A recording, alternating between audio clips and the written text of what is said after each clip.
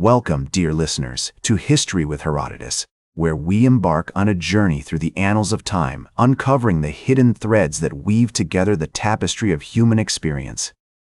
Today, we find ourselves at the threshold of a most fascinating and complex chapter in history, the Opium Wars.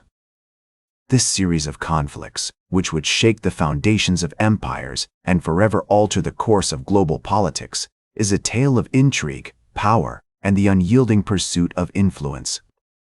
As we delve into the origins of the Opium Wars, let us transport ourselves to the early 19th century, a time when the British Empire, with its vast reach and insatiable ambition, sought to expand its dominion over the Far East.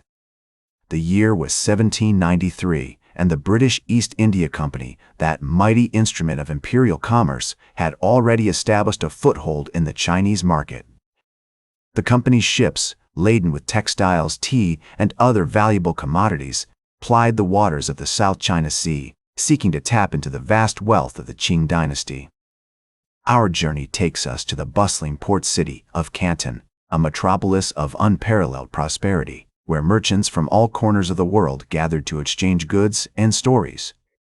The air was thick with the smells of incense, spices, and tea, as traders haggled over prices and negotiated deals in the crowded markets.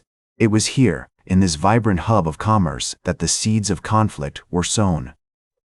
One key figure who played a significant role in the development of the Opium Wars was Lord Macartney, the British envoy to China, who arrived in Beijing in 1793 with a grand embassy, bearing gifts and proposals for trade agreements. However, the Qianlong Emperor, ruler of the Qing dynasty, received Macartney coolly, refusing to grant the British any significant concessions. This rebuff would set the tone for future relations between Britain and China, as the British grew increasingly frustrated with Chinese restrictions on trade.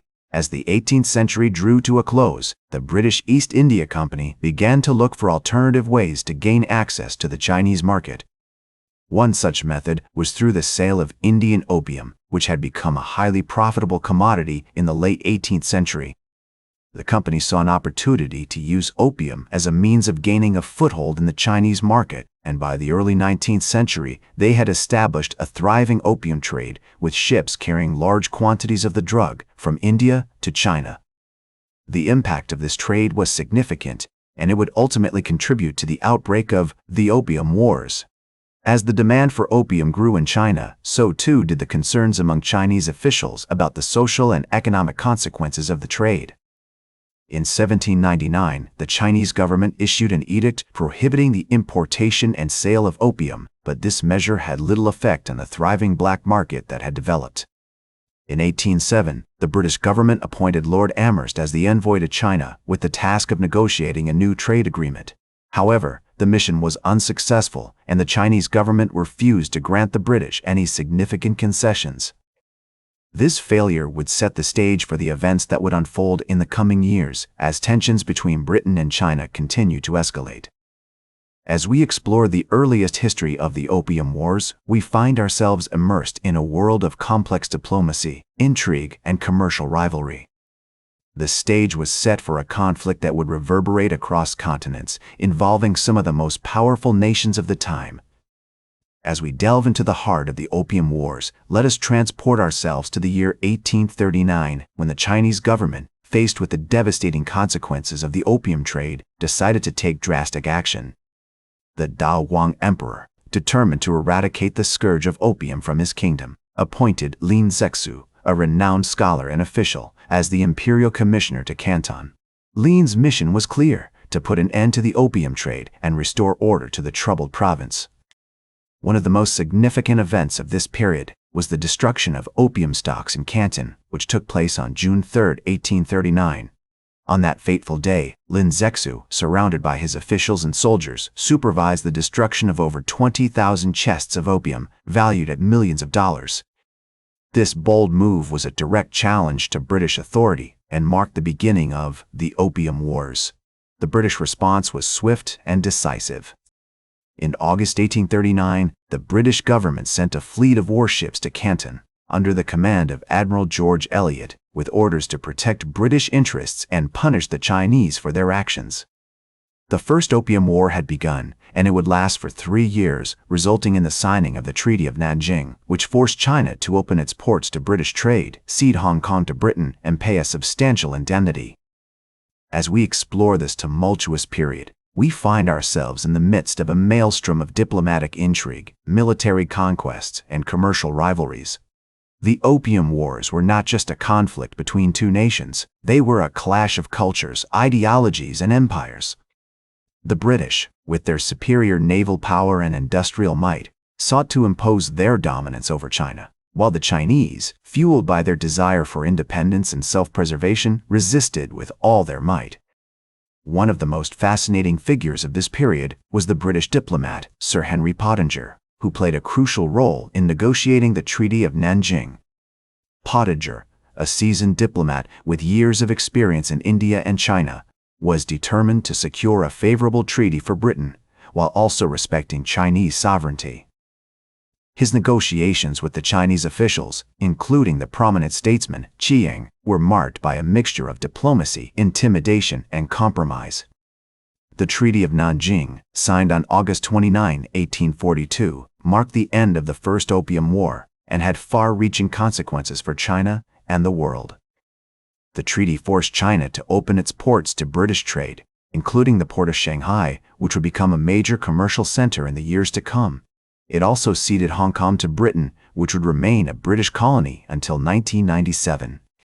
As we reflect on this pivotal moment in history, we are struck by the profound impact it had on the world.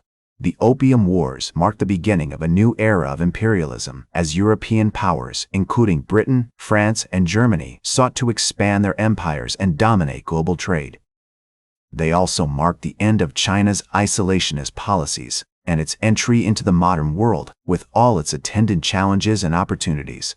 The legacy of the Opium Wars is a complex and multifaceted one, marked by both devastation and transformation.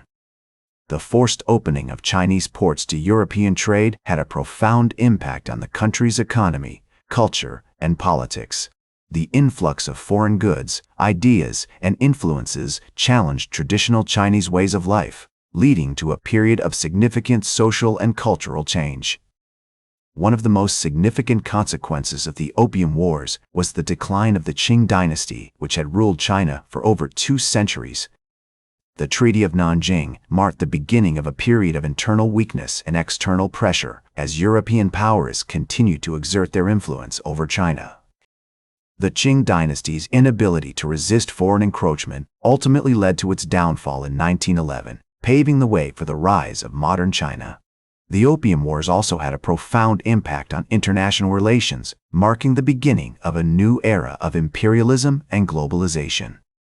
European powers, emboldened by their successes in China, went on to expand their empires across Asia, Africa, and Latin America, often using similar tactics of gunboat diplomacy and unequal treaties.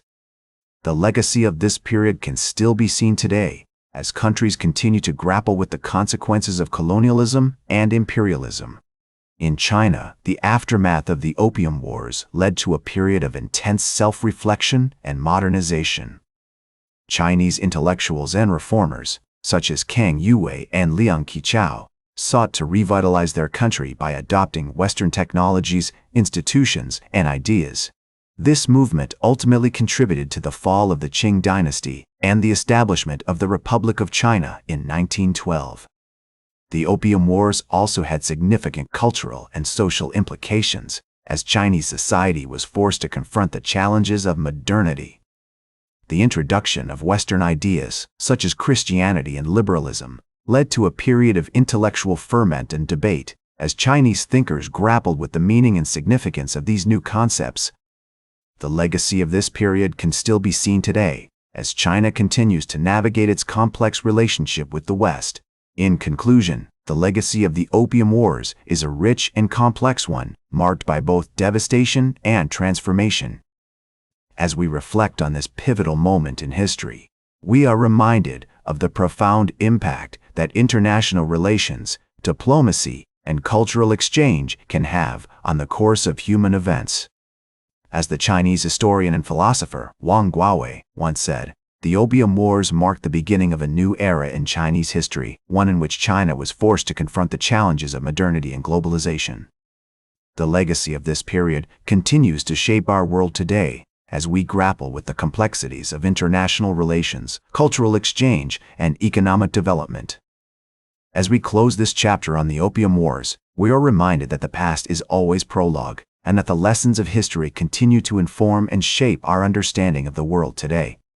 That's all for today's History with Herodotus.